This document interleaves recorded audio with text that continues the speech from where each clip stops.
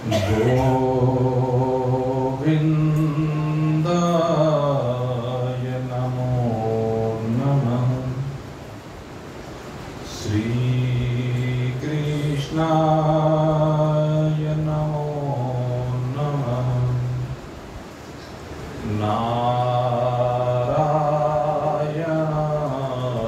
नमोस्तुते।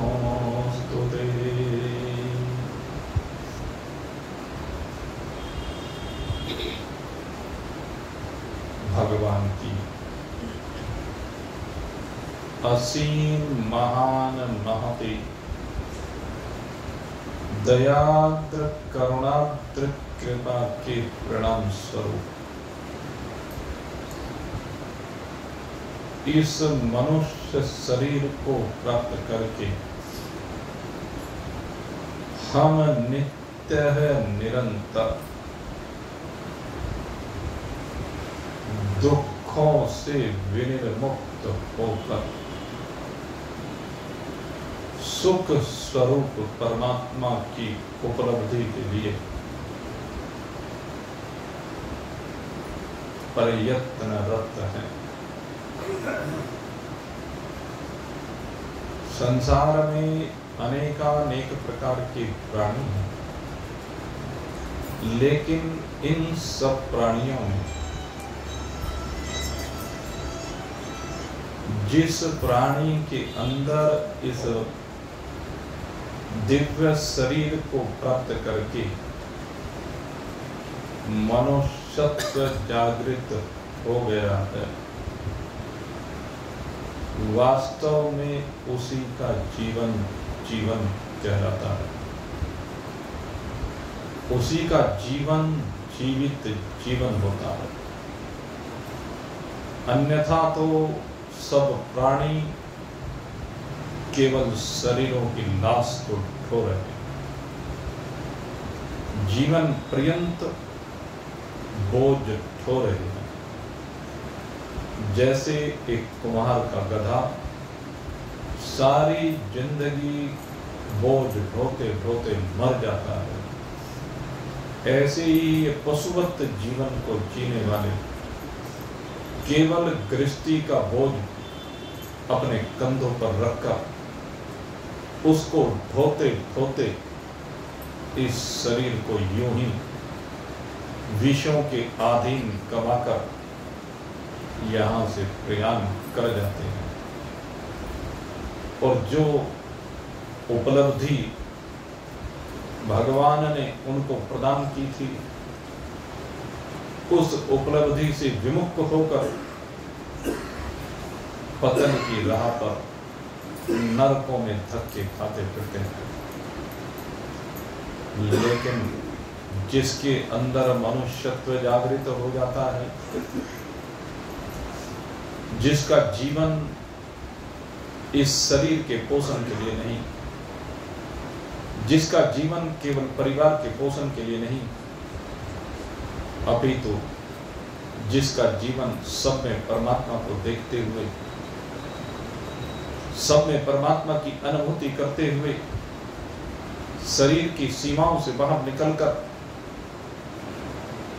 केवल परमात्मा में हो जाता है, उसी का जीवन जीवित जीवन कहलाता है। और उसी को श्रेष्ठतम यहाँ इस मानव शरीर को प्राप्त करने के बाद कहा गया है। कल आपके सामने चर्चा चल रही थी। दो प्रकार की प्रकृति हुआ करती है।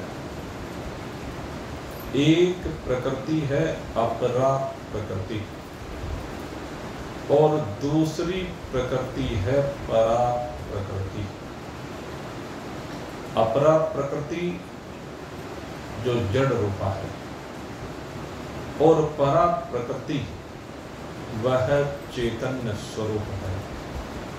और इन दोनों का संयोग ही समस्त सृजन का हेतु होता है।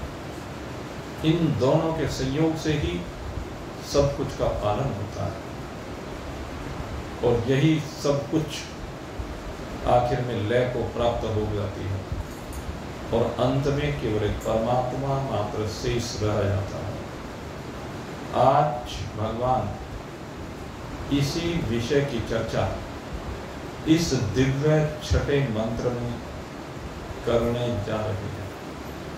आइए एकाग्र चित्त होकर के हम इस चर्चा को अपने दिव्य कर्णपुटों के माध्यम से हृदंगम करते हुए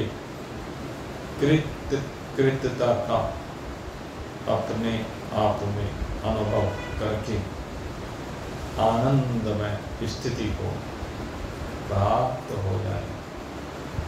भगवान कहते हैं एतद्योनिनि भूतानि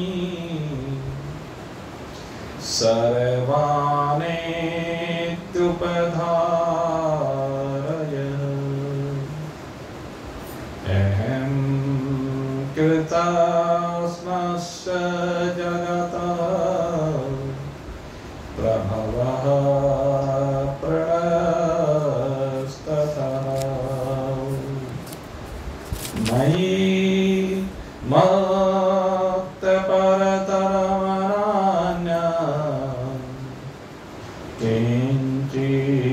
किंचिदस्ति धनञ्जय मयि सर्वमिदं प्रोतं सूत्रे मणिगणाइव।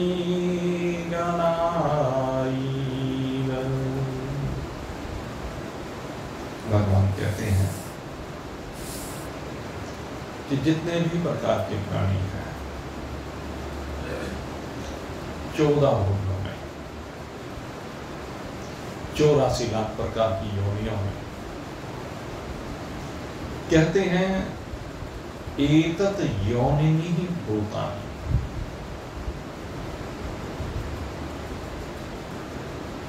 ये जितने भी भूत प्राणी कहते उन सब का आधार अधिष्ठान निमित्त कारण रूप से भी और उपादान कारण रूप से भी मैं ही हूं।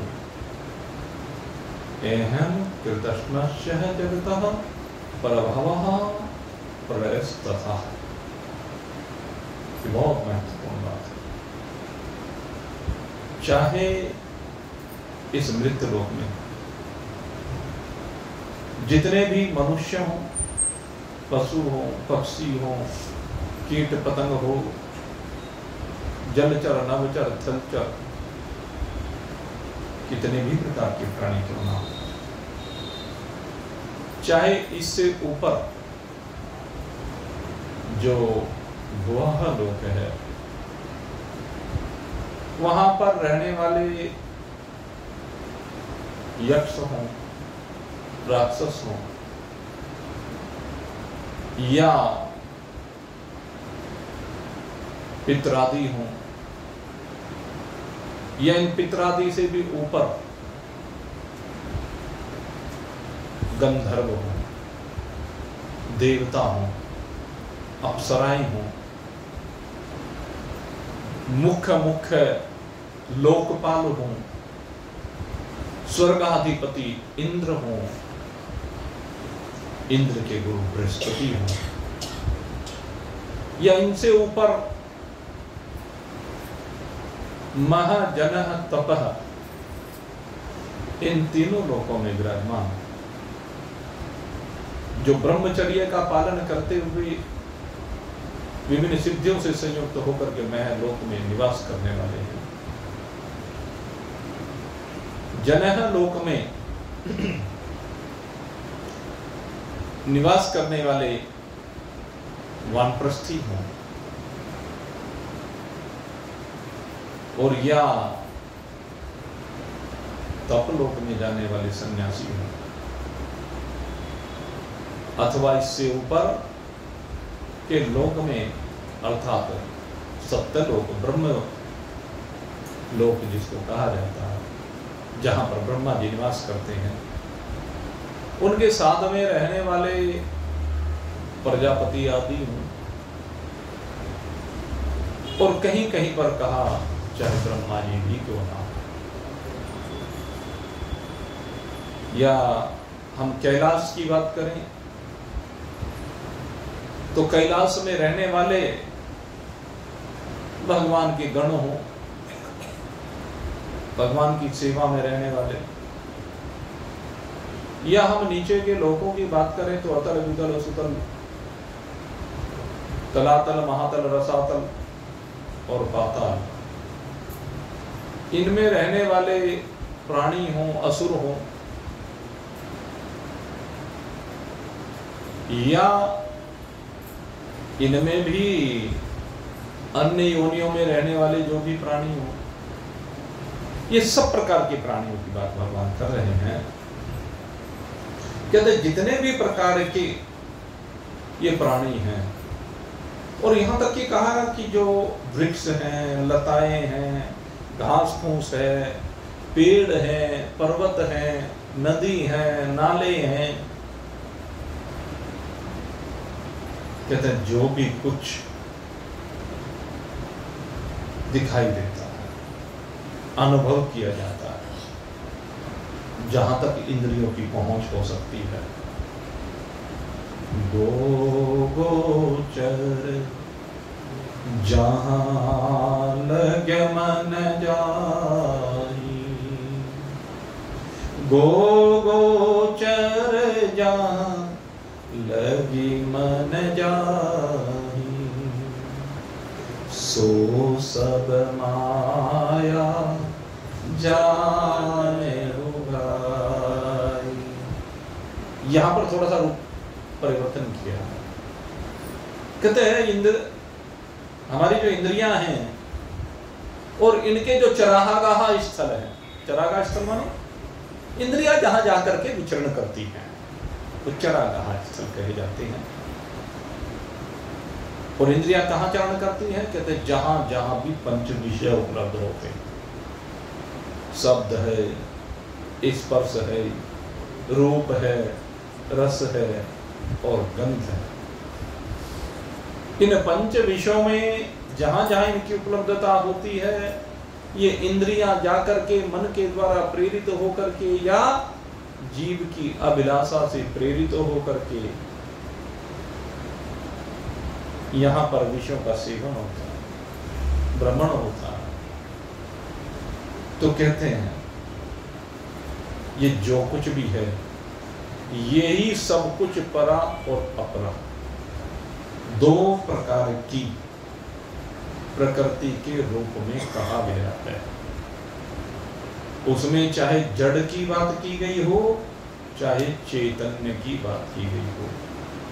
कहते ये सब की सब मेरी प्रकृति है, और इस प्रकृति को दो भागों में हमने बांटा है। एक अपरा प्रकृति के रूप में बांटा है और एक परा प्रकृति के रूप में बांटा है। और जब हम आगे बढ़ेंगे, ज्ञान योग का प्रकरण आएगा, तो इसी को क्षेत्र और क्षेत्रज्ञ के रूप में कहा गया है। अपरा प्रकृति क्षेत्र है और परा प्रकृति क्षेत्रज्ञ है। ये जो क्षेत्रज्ञ है, ये जो परा प्रकृति है, इसने इस अपरा प्रकृति के साथ अपना संबंध जोड़ लिया, इस जड़ प्रकृति रूपी संसार के साथ अपना संबंध जोड़ लिया। एक बहुत बड़ी बात यहां पर समझने की है, संबंध जीव ने जोड़ा, चैतन्य ने जोड़ा। जो चिदाभास रूपी चैतन्य का प्रतिबिंब है, उसने संबंध जोड़ा, जड़ ने कहीं संबंध नहीं जोड़ा। आपने मकान के साथ संबंध जोड़ा है कि मकान मेरा है। क्या मकान भी ये कहता है कि तू मेरा है? कहा कभी मकान ने आपसे ये? मकान के अंदर ये कहीं अहंकार नहीं है उसके पीछे कारण है। मकान यानी अपरा प्रकृति। इस अपरा प्रकृति ने कहीं भी चैतन्य प्रकृति के साथ अपना संबंध नहीं जोड़ा, उसके पीछे कारण है। क्योंकि ये जो अपरा प्रकृति है ये जड़ है, और जड़ किसे कहते हैं? जड़ उसे कहते हैं जो न स्वयं को जानता है न दूसरे को जानता। जड़ के अंदर ये शक्ति सामर्थ्य नहीं है कि वो अपने को जान सके या दूसरे को जान सके। जड़ में शक्ति होती नहीं है। इस कारण से जड़ किसी के साथ संबंध जोड़ ही नहीं सकता। इसीलिए महान पुरुष कहते हैं संसार ने आपको नहीं पकड़ा हुआ है, अपितु आपने संसार को पकड़ा हुआ है। संसार को हमने पकड़ा है, संसार हमें कहीं पर नहीं पकड़ता है। संसार सुख रूप है। भगवान ने जो ये संसार बनाया है वो सब सुख रूप बनाया है, लेकिन हमने संसार के साथ जुड़ करके, संसार का संग्रह करके, संसार के साथ अपना संबंध बना करके इस संसार को सुख एवं दुख दो रूपों में विभाजित कर दिया। जब अनुकूल संसार की प्राप्ति होती है तो हम सुख की अनुभूति करते हैं, और जब प्रतिकूल संसार की प्राप्ति होती है तो दुख की अनुभूति करते हैं। वस्तुतः संसार में न सुख है न दुख है, संसार तो न्यूट्रल। संसार में पक्ष और विपक्ष नहीं है। ये हमारी खोपड़ी में बैठा हुआ। संसार में अपना और पराया कोई नहीं, हमारी खोपड़ी में अपना पराया बैठा हुआ। ये मकान मेरा है, ये मकान तेरा है, ये मेरे और तेरे का भेद ये हमने बनाया है। और हमारे द्वारा ये भेद बनाए जाने के बाद भी इस संसार में वस्तुतः कोई भेद नहीं। संसार के दृष्टिकोण से अगर यदि हम देखें तो संसार में कोई भेद नहीं। और इस विषय में मैं कहता हूं,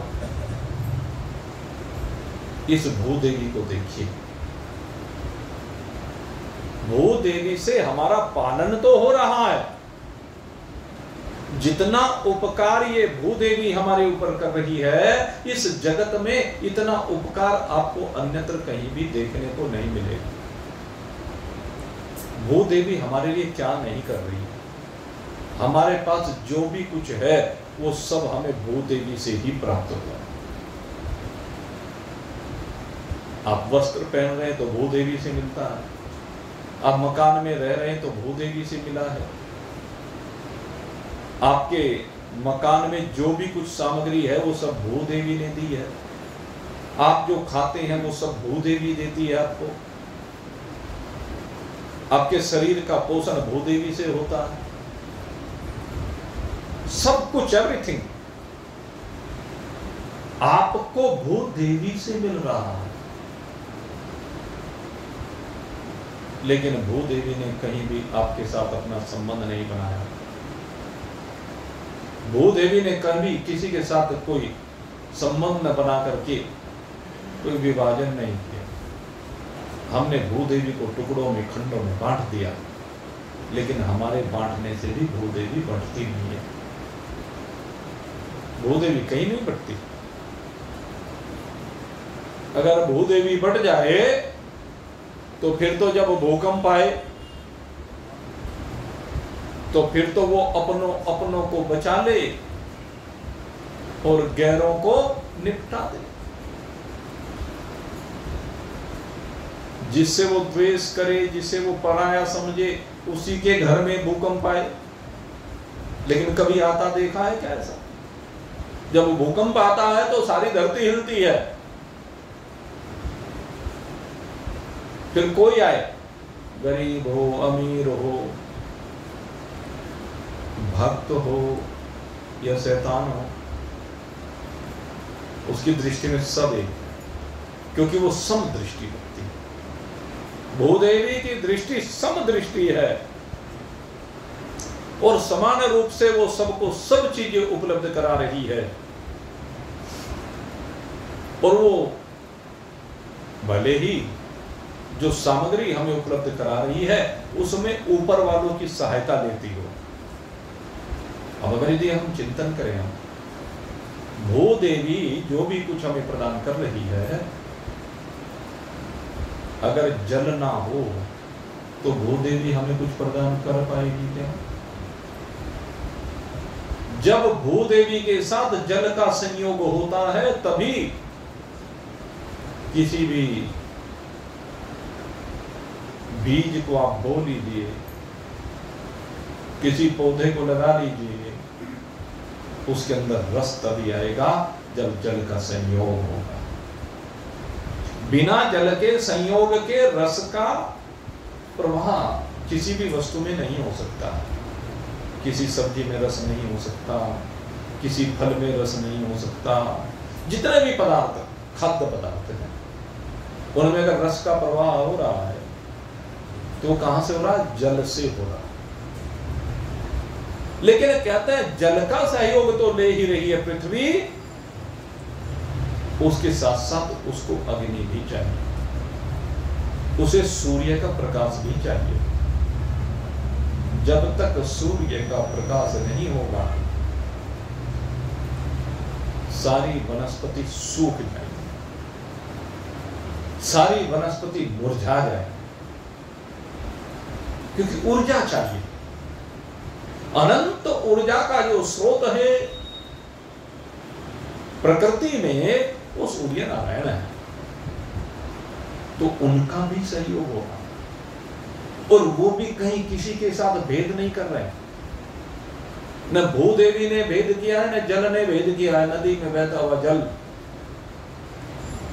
क्या किसी को कहता है कि मैं तुझे पानी नहीं पिलाऊंगा? नदी के किनारे कोई जाए, मनुष्य ही नहीं, किसी भी योनि का कोई भी प्राणी जाए, सब नदी में बहते हुए जल से अपनी प्यास को बुझा लेते हैं। मनुष्य भी बुझाते हैं, पशु पक्षी कीट पतंग भी बुझाते हैं, सर्प भी बुझाते हैं। और सर्प जब नदी का जल पीते हैं तो उस जल को विषैला नहीं होने देते। ये विशेषता है। सर्प के जल पीने पर भी जल विषैला नहीं होता है। वो तो कोई एक आध केस आता है, कौन सा? कालिया दह का, जहां पर आकर के कालिया नाग बस गया था, जिसकी वृत्ति दूषित थी। जहर भरा हुआ तो सब में होता है, लेकिन बात यह कि उस जहर को निकालता कौन है, किसी को पिलाता कौन है? संसार के जो प्राणी हैं, जहर तो सबके अंदर भरा होता है, उद्वेग तो सबके अंदर होता है, विपरीतताओं को देख करके आक्रोश तो सबके अंदर आता है। लेकिन बात यह है, कोई उसको पीना जानता है और कोई उसको उगलना जानता है। जो उगलना जानता है उसको विषैला कहा जाता है, और जो पीना जानता है मेरे मित्रों उसको परोपकारी कहा जाता है, जग का हितैषी कहा जाता है, उसको संत कहा जाता है। इसीलिए उसके बारे में कहते हैं, हंसते हंसते जिसको गमों का जहर पीना आ गया, हंसते हंसते जिसको गमों का जहर पीना आ गया। सच मानिए मेरे मित्रों, उसी को जगत में जीना आ गया। जीना ही वही जानता है जो जहर को पीना जानता है, क्योंकि जो जहर को पीकर भी जीवित रहता है वही मृत्युंजय होता है, वही भगवान सदा शिव होता है, जिसको जहर पीना आता है। ओम त्र्यंबकं यजामहे सुगंधिं पुष्टिवर्धनम्। किसका कारण है वो? सुगंधिं पुष्टि, सबको आनंद देने वाला, सबको परिपुष्ट करने वाला। ओम त्र्यंबकं यजामहे सुगंधिं पुष्टिवर्धनम् उर्वारुकमिव बन्धना मृत्युर्मोक्षमामृता। कहते हैं कि वो बंधनों से मुक्त कर जाता, कहते हैं कि वो मृत्यु के मुख से बाहर निकल जाता। कौन? कहते जो मृत्युंजय है, जिसको जहर पीना आ जाता है। क्योंकि संसार में जहर पिलाने वाले बहुत बैठे और कहीं आपसे दूर नहीं बैठे, आपके सबसे निकट बैठे हैं, आपके घर में। ये जहर पिलाने वाले कहीं दूर नहीं होते हैं। दूसरा तो कोई जहर पिलाने का प्रयास करे, आप दो लगाएंगे मुंह पे, तेरी ऐसी की तैसी, तेरी हिम्मत कैसी हमें जहर पिलाने की? हम तेरे कहने से जहर क्यों पिएंगे? लेकिन घर में रहते हुए घर के प्राणी जब जहर पिलाते हैं तो उस जहर को पीना पड़ता है और उस जहर को पी करके भी जीना पड़ता है। बस मेरे मित्रों, जरा थोड़ा सा यहीं पर समझदारी का परिचय दे दीजिए। पीना पड़ता है, ये मजबूरी है। जो आपको जहर पीना पड़ रहा है वो मजबूरी में आप पी रहे हो, दम घोट करके पी रहे हो, रो रो करके पी रहे हो, अंदर ही अंदर जल जल करके पी रहे हो।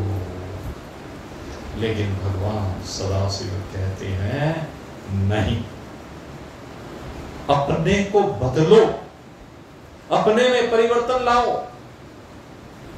जब आपको ये जहर कोई पिलाता है तो उसे हंसते हंसते पी जाइए, हंसते हंसते। जिसको गमों का जहर पीना आ गया, भगवान शंकर हंसते हंसते तो पीते। समुद्र का मंथन किया, दैव और असुरों दोनों ने मिलकर के।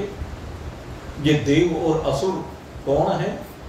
आपके अंदर बैठी हुई प्रकृतियां। दो प्रकार की जो प्रकृति आपके अंदर है, एक दैविक प्रकृति, एक आसुरी प्रकृति।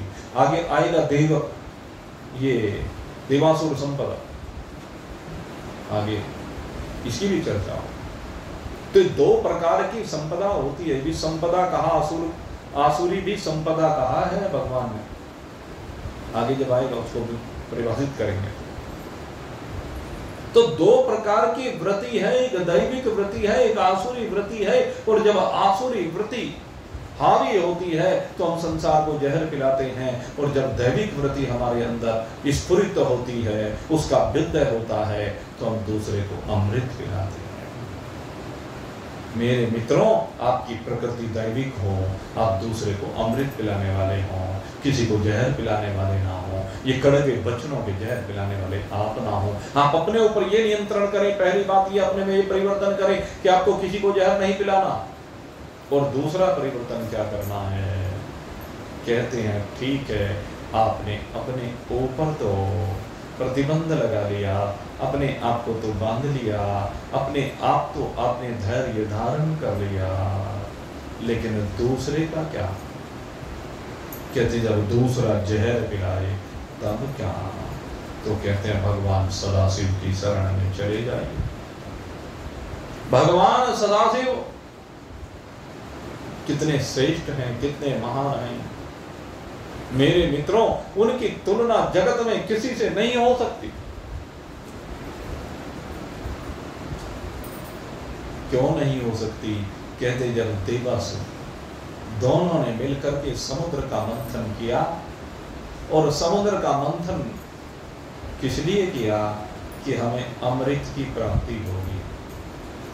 अमृत की प्राप्ति के लिए मंथन कर रहे हैं, और जब अमृत की प्राप्ति के लिए मंथन कर रहे थे तो अमृत ना निकल करके विष निकल आया। मेरे मित्रों, ये मंथन क्या है? जरा चिंतन करें। हम भी प्रतिदिन मंथन करते हैं। किस लिए मंथन करते हैं? कि हम सुख से जी सके, आनंद को प्राप्त करने के लिए, अमृत को प्राप्त करने के लिए प्रतिदिन हम मंथन ही तो कर रहे हैं। जितने कार्य कर रहे हैं वो सब मंथन ही तो है।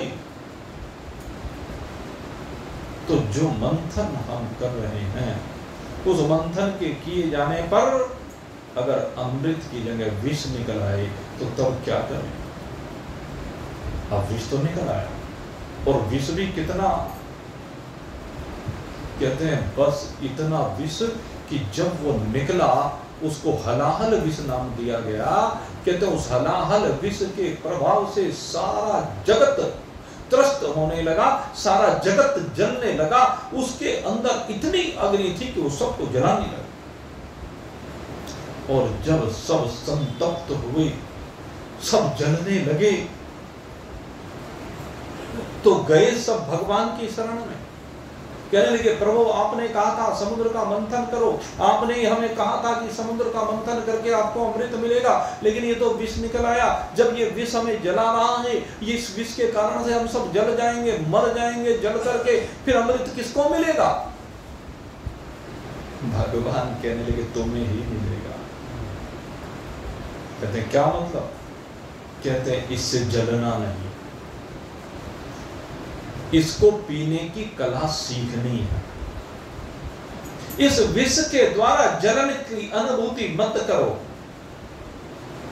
जब संसार तुम्हें विष पिला रहा है तो तुम्हें जलना नहीं है, प्रतिकार नहीं करना है, प्रतिरोध नहीं करना है। संयम धारण करके, धैर्य धारण करके उस विष को अमृत बनाने की कला सीखनी। सीधी सी बात, संयम धारण कीजिए, क्योंकि संयम ही तो धारण नहीं होता। इस संयम को कैसे धारण करें? कहते गाली आवत एक है, उलटत होय अनेक।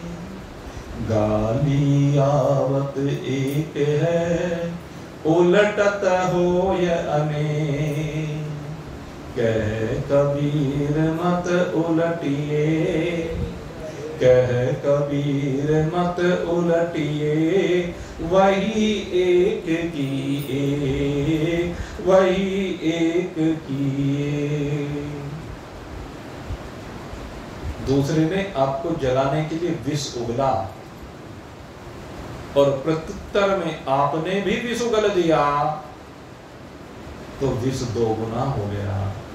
फिर उसने उगला 3 गुना हो गया, फिर आपने उगला 4 गुना हो गया। उत्तरोत्तर मात्रा बढ़ती चली गई। और अगर एक ने उगल दिया और दूसरे ने उसको पी लिया, हंसी हंसी पी लिया, तो विष समाप्त हो गया। हमें इस विष को अपने जीवन से समाप्त करना। ये जो विष है इसको अपने जीवन में प्रवेश नहीं देना है। विष को भी जब पिए तो अमृत बना करके पिए, भगवान का प्रसाद समझ करके पिए। तेरे फूलों से भी प्यार, तेरे कांटों से भी प्यार। अरे तेरे फूलों से भी प्यार, तेरे कांटों से भी प्यार। जो भी तू भेजे सरकार, हमको वही है स्वीकार। हे प्रभु, जो भी आप भेजते हैं वो आपका प्रसाद है। मीरा यही तो कहती है, मीरा के साथ यही तो हुआ है। विष का प्याला रण जी न भेजो, दीजो मीरा पिला। नाय धोय मीरा पीबन लागी, अमृत पायो जान। मीरा मगन हुई हरि के गुण गान। मीरा मगन हुई हरि के गुण गान। मीरा ने उस कला को सीख ली। विष को भेज दिया मीरा के पास। राणा जी ने, ये कुल नासिनी है, कुल की परंपरा को नष्ट कर रही है, सारे दिन नाचती गाती फिरती है, न जाने किस किस के साथ। कहते हैं इसने हमारे कुल की मर्यादा का हनन कर दिया है, हमारी बड़ी बेइज्जती हो रही है, इसको मार डालो। इसलिए विष का प्याला भेज दिया। लेकिन मीरा ने कहा ये मेरे प्रभु का प्रसाद है, पी गई। और जब पिया तो पी करके जी गई। विष की औषधि विष होती है कहा जाता है। कहते अंदर जो विष भरा पड़ा है, उस विष को अगर यदि मारना है तो विष का पान करना पड़ता है। मीरा ने अंदर के जहर को मारने के लिए बाहर के जहर का पान कर लिया, इसलिए वो अमृत बन गया, विष से विष कट गया। जैसे अश्वत्थामा ने ब्रह्मास्त्र छोड़ा, सारा जगत संतप्त होने लगा। और जब सारा जगत संतप्त हो रहा था, मेरे मित्रों, भगवान ने कहा सारा जगत इस ब्रह्मास्त्र से जल करके भस्म हो जाएगा। इसलिए तुम अर्जुन दूसरे ब्रह्मास्त्र का संधान करो। भगवान ने अर्जुन को कहा और अर्जुन ने ब्रह्मास्त्र का संधान किया। दोनों ब्रह्मास्त्र आपस में टकराए, लेकिन किस रूप में टकराए? कहते हैं दोनों का मिलन हो गया, और दोनों का मिलन होकर के दोनों शांत हो गए। और उनके शांत ही होते एकदम जो संतप्त विश्व, वो भी सुखी हो गया। तो ये कला हमें सीखनी है। भगवान भोलेनाथ इस कला को सिखा रहे हैं। जब भगवान के पास देव और असुर गए तो भगवान हंसने लगे, कहने लगे इस विष से मरोगे, जी जाओ। ये विष ही आगे जाकर के तुम्हारे लिए संजीवनी शक्ति का कार्य करेगा। कि कैसे प्रभु? कहने लगे जाओ। कहां जाए? कहने लगे कैलाश पर जाओ, जहां पर भगवान भोलेनाथ विराजमान है। और भगवान भोलेनाथ को ले जाकर के ये हलाहल विष का जो कलश है, ये ले जाकर के उनको सौंप दो और उनको कहना कि लो ये पी लो। कहने लगे वाह भगवान, आप भी कैसी बात करते हैं। भला हम किसी को विष का कलश दे के आए और वो हमारे कहने से क्यों पी लेगा? भगवान शंकर हमारे कहने से विष को क्यों पी जाएंगे? क्यों पिए भाई? कहने लगे हाँ बात तो तुम्हारी ठीक है, लेकिन भगवान शंकर को जाकर के एक बात कह देना। कि क्या? कहना तो तुम्हें ही है, लेकिन कहना क्या है? कहने लगे भगवान ने तुम्हारे लिए ये प्रसाद भेजा है, अपना चरणामृत भेजा है। और फिर देखना। अब देवताओं ने कहा जो आज्ञा प्रभु। हलाहल विष को लेकर के पहुंच गए भगवान भोलेनाथ के पास।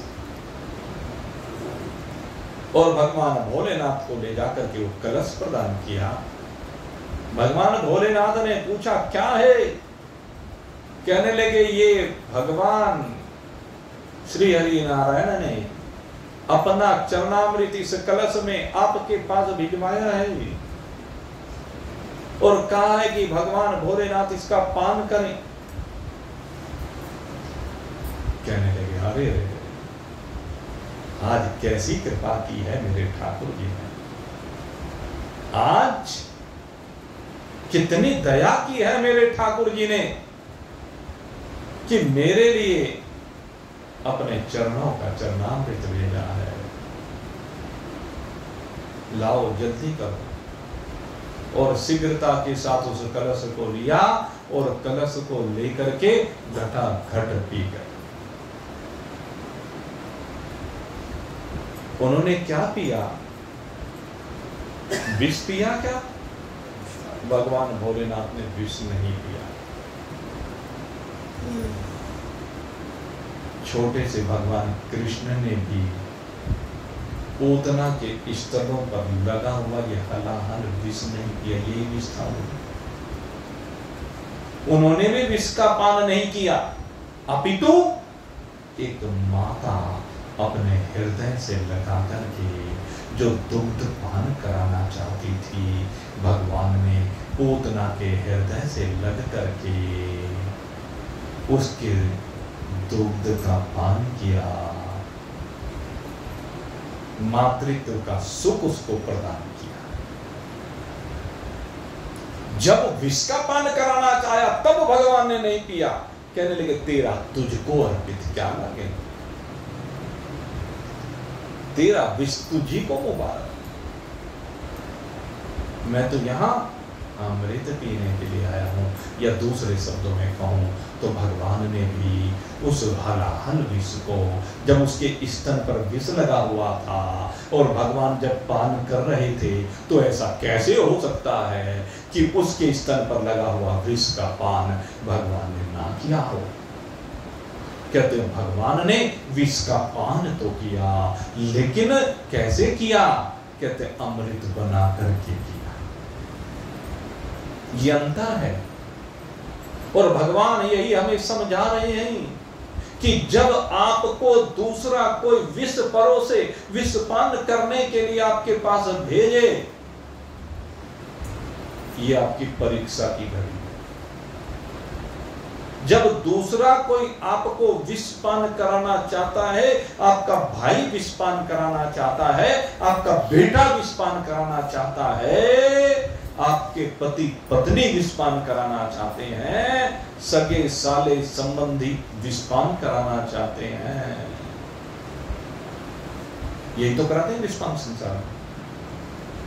या समाज के जो आपके मित्र हैं वो भी कराते हैं।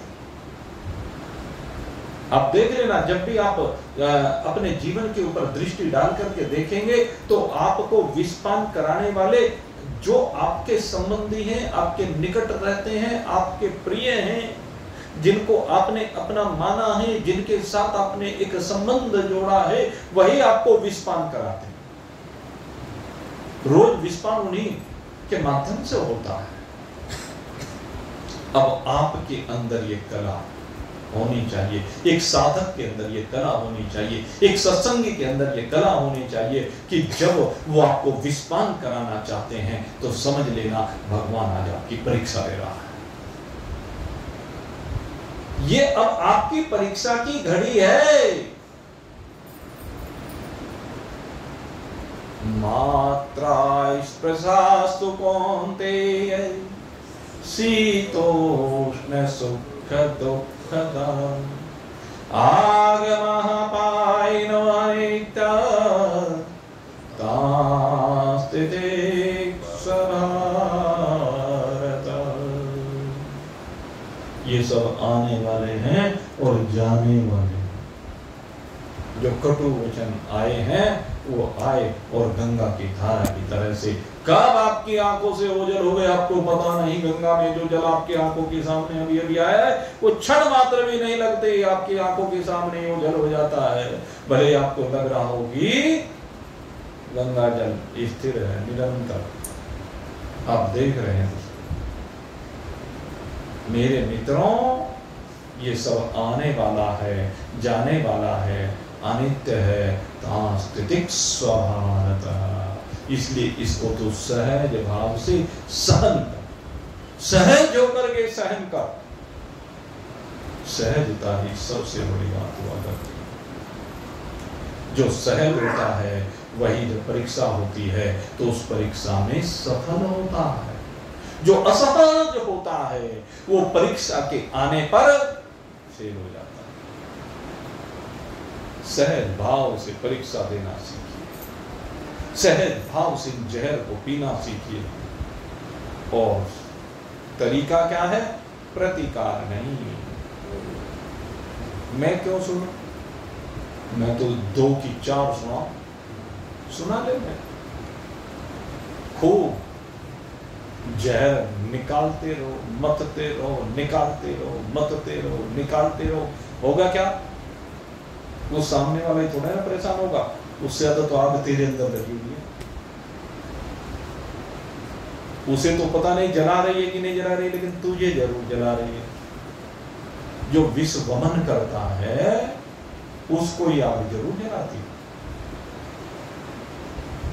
दूसरा तो उस विष को ग्रहण करे या ना करे वो उसके ऊपर है। इधर से सुने और इधर से निकाल दे तो उसके ऊपर क्या फर्क पड़ा। लेकिन वो जहर जो तुमने निकाला है, पहले तो तुम्हारे अंदर से निकल करके तुम्हें जलाते हुए, तुम्हारे शरीर को संतप्त करते हुए। देख लेना क्रोध में, जब क्रोध आता है तो तुम्हारा शरीर कैसा हो जाता है, तपने लगता है, आग निकलने लगती है, दिमाग घूम जाता है, जला रहा है। इसलिए कहते हैं शांति, धैर्य, इसकी आवश्यकता है। और यही आपको अमृत प्रदान करेगा, इसी से आपको अमृत मिलेगा। मेरे मित्रों, यही है जीवन जीने की कला। में जीवित जीवन की बात आपसे कर रहा था। परा और अपरा प्रकृति, ये दोनों प्रकृति तो हैं। अपरा प्रकृति जब विष वमन कर रही है, जब विष उगल रही है, हमें लगता है, लेकिन ये अपरा प्रकृति किसी को भी न विष पिलाना चाहती है न अमृत पिलाना चाहती है। वो तो सम है। ये अमृत और विष तो ये परा प्रकृति को पीना पड़ता है। या कह लीजिए परा प्रकृति अपने दृष्टिकोण से इस अपरा प्रकृति को अमृत में और विष में बना करके इसका पान करते हैं। सबसे बड़ी समस्या यहां परा अपरा के अधीन हो जाती है, चेतन जड़ के अधीन हो रहा है। कितनी बड़ी मूर्खता है। जड़ जन अपने को जानता है ना दूसरे को जानता है, लेकिन चैतन्य अपने को भी जानता है और दूसरे को भी जानता है, उसके गुणधर्म को जानता है।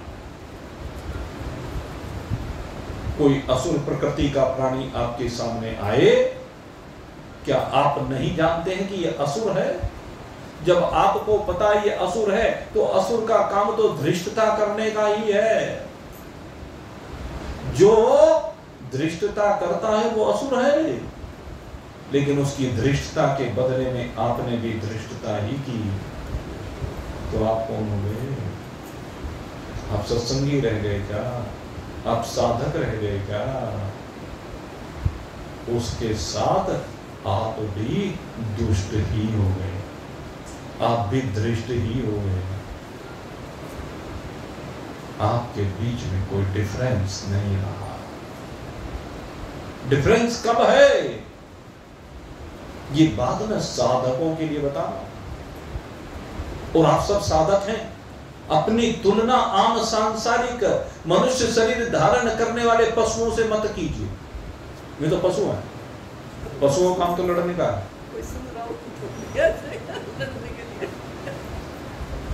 जो पशु है वो तो लड़ेगा।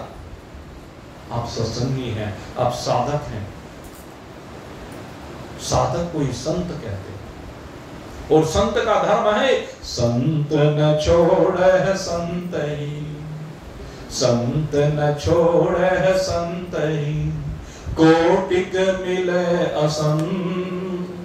संत न छोड़े संत ही, कोटिक मिले असंत। संत अपनी संतता को, अपने धैर्य को कभी छोड़ता नहीं है, चाहे करोड़ों असंत, करोड़ों असज्जन, असुर आपके जीवन में उथल पुथल करना चाहते हो। बात तो यह दूसरा उथल पुथल करना चाहे और आप सम बने, यही जीवित जीवन है, यही अमृतमय जीवन है। यही आनंदमय जीवन। मेरे मित्रों, इस परा और अपरा प्रकृति के संबंध को समझना, इस परा और अपरा प्रकृति के संबंध को समझ करके फिर तो आनंद लेना है।